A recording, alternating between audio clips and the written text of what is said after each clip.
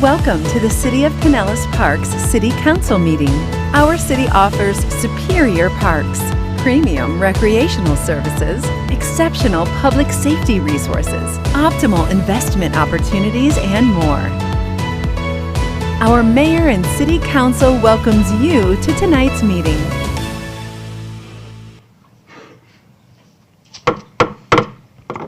Good evening. It is Thursday, June 12th of 2025. We're calling to order our city council meeting. We will have an invocation and pledge of allegiance. This evening, our invocation is being delivered by Reverend Ray Smith, a King of Peace Church, which is located on Park Boulevard here in Pinellas Park. Please rise if you wish. Thank you. Please join me in prayer. Loving God, we gather this day as stewards of our community's trust, aware of the responsibility that has been bestowed to this council and to the constituents. Guide thoughts and intentions with clarity, compassion, and courage. May the leaders of this city listen more than speak, seek understanding over division, and pursue the common good over personal gain. In all matters before the council tonight, may they be mindful of the diverse voices, needs, and dreams of the people they serve. Grant them grace in disagreement, purpose in deliberations, and unity in service. May the work done here tonight be marked by integrity and a deep commitment to the flourishing of our entire city. Amen. Amen. I pledge allegiance to the flag of the United States of America and to the republic for which it stands, one nation, under God, indivisible, with liberty and justice for all. Thank you, sir.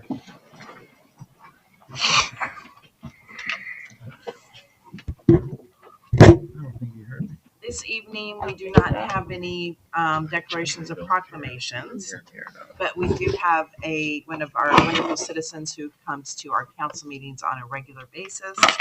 Birthday is this weekend, Mr. Gary, so we all need to wish Gary a happy birthday. We won't sing, but happy birthday, Gary. We hope that you have a wonderful weekend. Moving on to public comments.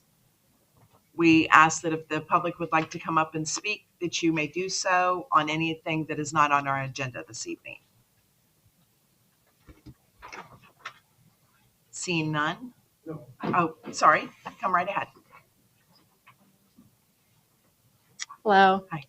My name is Brittany LeClaire. My address is 9025 49th Street North, Pinellas Park, Florida. It is First United Methodist Church of Pinellas Park. I'm here tonight on the 9-year anniversary of the Pulse shooting in Orlando, Florida, where 49 people were murdered in a gay nightclub because of who they were and who they loved. In years since the Pulse shooting, many municipalities across the state of Florida have begun participating in inclusion flag raising ceremonies to show their commitment to diversity, equity, and inclusion. I'm saddened that after almost 3 years of working in Pinellas Park, I've yet to hear or see the city make any commitments to the queer folks in this community that they belong here. The past 2 years, I've been pastoring a church in the city who has welcomed some of their first openly queer members in their history, beginning in 1961. Yet a trend I'm seeing is that I'm typically reaching out to other surrounding cities and municipalities to plug them into affirming safe spaces when they live and work and are raising their families here in Pinellas Park. I recognize that for many, this content of the conversation may make some uncomfortable, but I invite anyone in this room who is uncomfortable to sit with that tension and to not ignore it. My hope is that the city of Pinellas Park would be a place where everyone knows that they belong. June is a month of pride and inclusion, and also of Juneteenth, where we celebrate the Emancipation Proclamation of our Black and brown siblings as well. And yet there are no declarations or proclamations to be made tonight. Raising a flag during a ceremony of these months is one simple yet profound way to send a message of belonging to all LGBTQ plus individuals, children, and families, all of those who work and live and travel in and through Pinellas Park, that this city is committed to being an inclusive, safe space for them so that they can be who they are, who God has created them to be, and to love who it is that they love. I would be happy to offer my assistance to help organize and coordinate a ceremony like this. There is still time. It is only June 12th. We have 18 days left of June.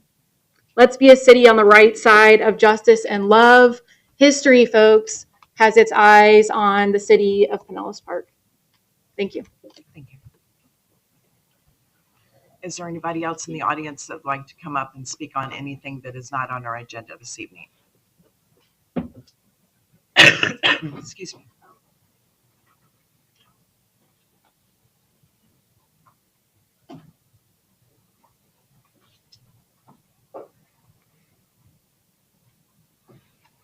Good evening. My name is Tia Collins. I am the president of the Pinellas Park T-Birds. Sorry, I'm so nervous right now. So I am here because I have a lot of parents who are concerned. And their concern is that they do know that they are allowed to still practice at the field, but once you guys have made decisions to move forward on the field, where will they be moving to? So it's about 150 kids that are being displaced. So the parents are really concerned and scared for what's going on. So that is the main concern right now. We will continue to meet with the T-Birds, the organization. I mean, you just went through a big change with new presidents and whatnot. Have you had any meetings with us yet? I've dealt with Heidi and Keith. So then I'm fully aware of Okay. like the projects going and the moving forward, but the parents are just concerned with that once you guys move to the field. Okay, so the deal you have with the high school is still in place, correct? As of right now, we don't have a dealing right now because they're transitioning ADs. Okay. So we don't have anybody, Got and I've been contacting them All right, we'll get back since in contact with school with them. We plan on continuing the relationship we have. You know, I appreciate it. Yeah. Oh, well, I'm the president. So I'm very happy to work with your grandson. yeah, we're getting ready to probably start demoing the building, so it'll close up. But we have other fields. We're gonna work closely like we always have. Okay. You continue to. Heidi's here, so she'll. Yeah, so Good. I'll deal with her. So I love her to death. She's a good person. So It's all good. thank you. Thank you. Is there anybody else in the audience that has any questions or would like to discuss anything with city council or city staff that's not on the agenda this evening? Seeing none, we will move forward to, we do not have anything that is quasi judicial this evening. Moving on to section 2, approval of minutes by Councilmember Butler. Thank you, Mayor. Make a motion, we approve regular council minutes of May 22nd, 2025 as on file in the city clerk's office. Second. Motion has been made and second. All those in favor? Aye. Aye. And don't forget your buttons down here, so it shows up there.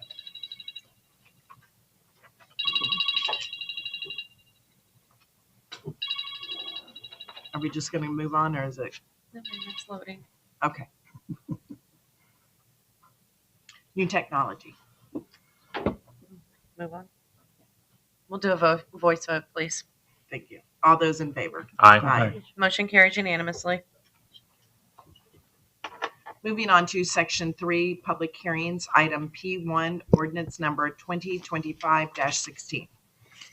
Thank you, Madam Mayor. This is ordinance 2025-16, an ordinance of the City Council of the City of Pinellas Park, Pinellas County, Florida, amending the City of Pinellas Park Code of Ordinances to restrict smoking and vaping in city-owned parks, providing for severability and providing for an effective date. This has been a second and final reading of ordinance number 2025-16 by title only. Thank you. Item P1's public hearing, second and final reading. I am opening the public hearing and turning it over to Todd. Thank you, Mayor. My name is Todd Byron. I'm a planning coordinator with the city, and I'll be presenting item P1, which is case COO 0525-00003. So this item is a request to amend Chapter 2, Article 10, Parks and Recreation of the Code of Ordinances by prohibiting smoking and vaping in public parks. The proposed change is that smoking and vaping will be prohibited at city-owned public parks. This does not include unfiltered cigars in accordance with state law. We'll also be adding some new comprehensive definitions. For smoking, we have the act of inhaling, exhaling, burning, carrying, or possessing any lighted tobacco product, including cigarettes, pipe tobacco, or any other tobacco-related product. And vaping, which is to inhale or exhale vapor produced by a vapor-generating electronic device, or to possess a vapor-generating electronic device while that device is actively employing an electronic, a chemical, or a mechanical means designed to produce vapor or aerosol from a nicotine product or any other substance. The term does not include the mere possession of a vapor-generating electronic device. And we also have some resources available here. Tobacco-Free Florida program. Pinellas County Health Department can offer resources to the city, such as free smoking cessation classes, park cleanup, and signs. And additionally, PSTA has implemented a no smoking policy for all customers on PSTA property, including buses, bus stops, or PSTA facilities. They have also offered to assist the city with promoting a smoke-free parks policy. And I am here if you have any questions. Thank you. Does City Council have any questions of Todd? Seeing none, the public hearing is open. I do have two people that had listed the option to come up and speak on this item. The first card that I received is from Ford Easton. For our hearings, its name and address for the record, please. Fort Easton, 5200 28th Street North, Lot 651, Leoman. Honorable Mayor and council members, I appreciate your time to make the presentation to you on the smoking ban and vaping ban in the park system. I stand before you today to advocate for a smoking and vaping ban in all of Pinellas Park, all of Pinellas with a hyphen, parks. I apologize for that. You know what I'm saying? We're with you. A decision that will benefit both our community and the environment. Very important. First is public health. It is at the core of this issue. Secondhand smoke and vaping now, I've read on it, is also detrimental along with secondhand smoke. Secondhand smoke has been that way for years, and it's been known to be as bad as smoking for people. Is a proven health risk, and parks and places where families, children, and individuals of all ages gather to enjoy the outdoors. Exposing them to a harmful chemical compromises their well-being. Secondly, is the environmental impact cannot be overlooked. Cigarette butts are one of the most common forms of litter in the parks. They take years to decompose, leach toxic chemicals into the soil, and pose a threat to the wildlife of our community. I'm a disabled Vietnam veteran, and I've seen so many of my fellow veterans die from smoking. I'm telling you, it's bad stuff. Smoking is bad stuff. So thank you for trying to get it stopped in the parks. I appreciate it. Thank you. The next one that I have a card for is Courtney Burt.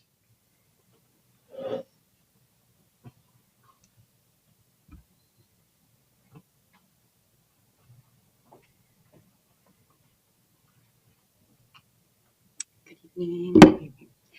Courtney Burt, 3033 138th Place North in Largo, Florida.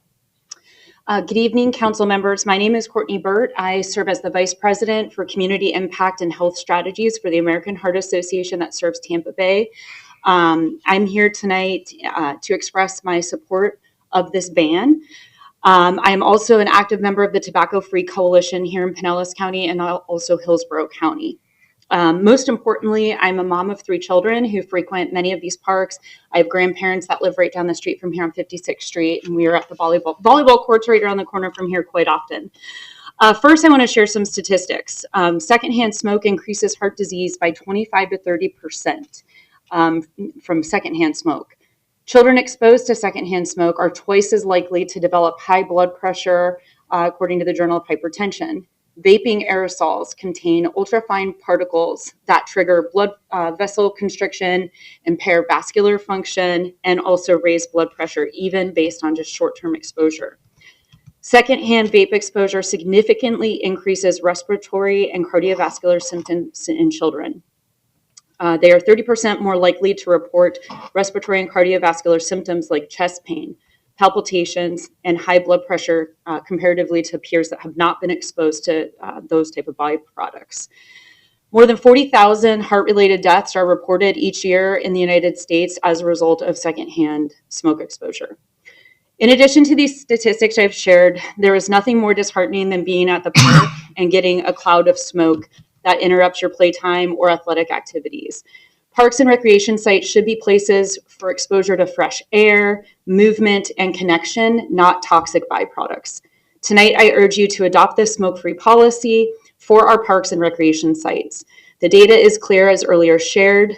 Tobacco use remains the leading preventable cause of death in the United States, and secondhand smoke contributes to premature deaths. For children, even brief exposure can trigger asthma attacks, respiratory infections, and lay the foundation for long-term heart disease. As someone deeply engaged in this work, I also collaborate with leading researchers over at University of South Florida, such as Dr. Sammy Newjam, who is participating in groundbreaking research that demonstrates the acute and lasting damage that these e-cigarettes and vaping products are causing, not just for the heart and lungs, but also for our gut health. These harmful products do not belong in public spaces where families gather, where children play, and where we promote health and well-being. Smoke-free places are not just, or this is not just about cleaner air, this is also about healthier futures. We need to set a standard for our children that they should be able to grow up believing that it is the norm that health comes first. Additionally, the environmental impacts were mentioned. Thank you so much. I'll let you wrap it up. Okay. These products are extremely toxic for our environment. They're not biodegradable. By passing this smoke-free ban, you are making a powerful statement that our community prioritizes health. Thank you very much. Is there anybody else that would like to come up and speak either for or against this item that we're going to be voting on? Seeing none, I will close the public hearing at its second and final reading and entertain a motion by City Council. Before we proceed to the motion, Madam Mayor, I just want to note for the record in public comment that earlier the City Commission did receive correspondence on June 11, 2025 at 11:40 a.m. from an Alexandra Winston in support of the ordinance as well, and that is available and on file with the clerk. Thank you. Vice Mayor Seville. We're there. Mayor, I am honored to make a motion to pass ordinance number 2025-16, public hearing, second and final reading. Motion has been made and second. No, it's not there. All those in favor? Aye. Cast your ballots on here. Nope. No, It's not coming up. We're waiting. We have these that show everything to the audience at home so that if they can't hear us saying yay or nay, they know how City Council has voted. And it's just taking its time tonight because of the weather, I guess. Mine floats.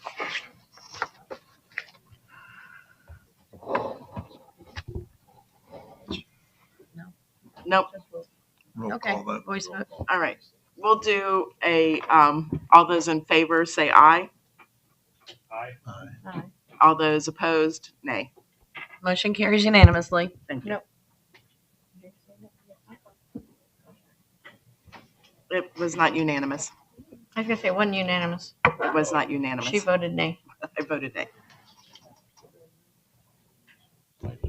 Motion carries 4-1 with Mayor Bradbury voting no. Thank you. Moving on to section 4, consent agenda, item C1. That's you.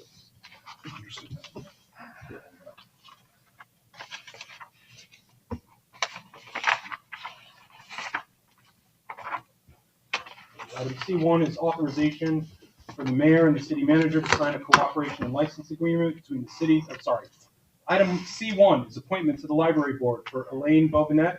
Appointment of Elaine Bobinet to serve as a member of the library board, fulfilling a vacated term that expires on June 30, 2028. Item C2, authorization for the mayor and city manager to sign a cooperation and license agreement between the city of Pinellas Park and the Lightning Foundation Incorporated.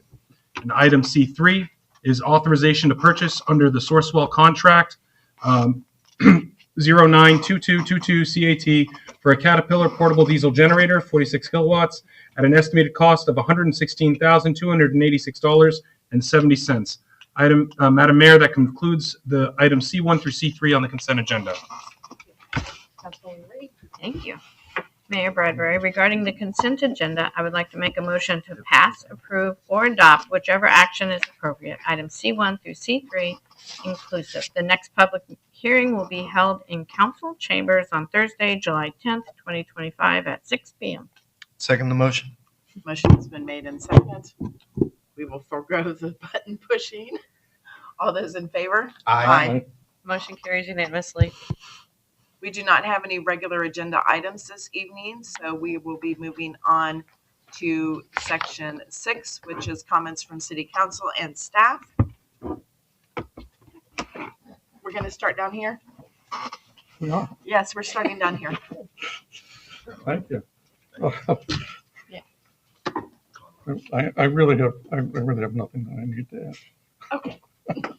You got me off guard here. I was going to come up with a big long list. But...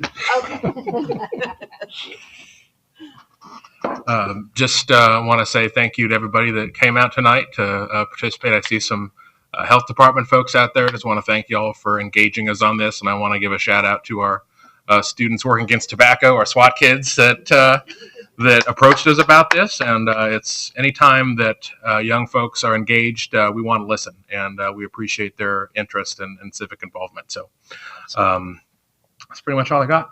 Okay. Good. You're good? I'm good. Councilmember Seville. Yes, Vice Mayor. Mayor Seville. I'm just thankful for all the volunteers we have on our board. Thankful for new volunteers that's going to be on our library board. And for all those of you out there either watching or sitting here, please get involved in the different groups that we have. Volunteer, become part of the city, make it a better place.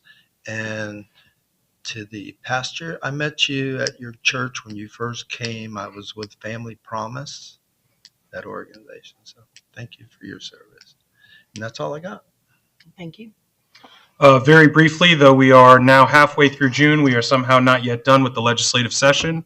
The House and Senate are continuing their ongoing budget discussions, and that will, of course, still be subject to any review by the governor. And so we proceed that way. Some of the bills we've reported on, namely Senate Bill 180 concerning emergency responses and Senate Bill 1730 involving the Live Local Act. Though both have passed the chambers, we're waiting on governor's signature. Other than that, nothing further to report. I just wish to commend the youth engagement on all the issues that you folks have come forward on. I've started my interest in all of this in YMCA Youth in Government in high school and working on my citizen community group as a high schooler. And I just think it's always, as Member Butler said, it's always great to have the youth engaged and our citizens involved in the process. This democratic experiment requires all of us to be a part of it. So thank you. Thank you. City Clerk's office, anything? No? Aaron? I'd just like to apologize for my attire in your chambers tonight, but it was a last minute request to be here, so. I dressed this way because of all the rain we had today. But nothing further to report. Nothing.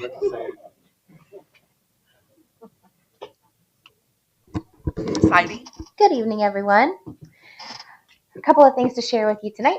The Pinellas Park Gateway Chamber Breakfast will be on June 18th at the Senior Center, where city staff will be sharing hurricane preparedness tips, departmental updates, and important city information. Stars and Stripes Teen Night at Skyview Pool will be held on Friday, June 20th from 6 to 8 p.m. There'll be music, food, and games, all for $5 for ages 13 to 17. The Linda Ronstadt Tribute Concert will be held at the Pinellas Park Performing Arts Center on June 28th. Tickets are still available at the box office. Independence Day will be celebrated on July 4th, and city offices will be closed. Happy birthday, America.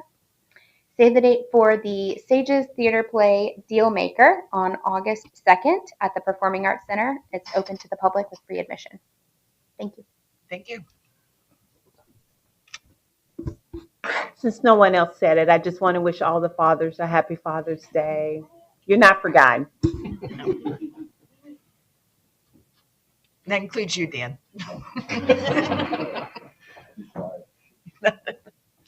Our chiefs? Nothing? She's like, no. Todd or Dan? Nothing? Nothing? Okay. Well, I'm going to second that as far as Happy Father's Day.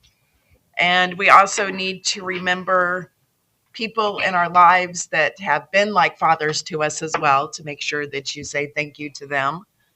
And thank you to our veterans. We appreciate it. 4th of July wouldn't have come about without the people who have served our communities from the very beginning. And with that, we hope that everybody has a one more. No, you don't. Yeah. Could have sung happy birthday. Can you be careful? You're only 4 days. I'm only 4 days old. Oh, right after Gary's. Gary's is this weekend, and then Bart's is after that. Wednesday, Thursday? So, happy birthday. Like 60 now? Give me that Mayor. Well, yes. Yes. And as Councilwoman Reed said, we do not have a council meeting 2 weeks from now, with it being close to 4th of July and everything, people wanting to celebrate our country and spend time with their families, kids out of school and everything. So we'll see you in about 4 weeks. And we hope that everybody has a blessed couple of 4 weeks until we see you again. The meeting is adjourned.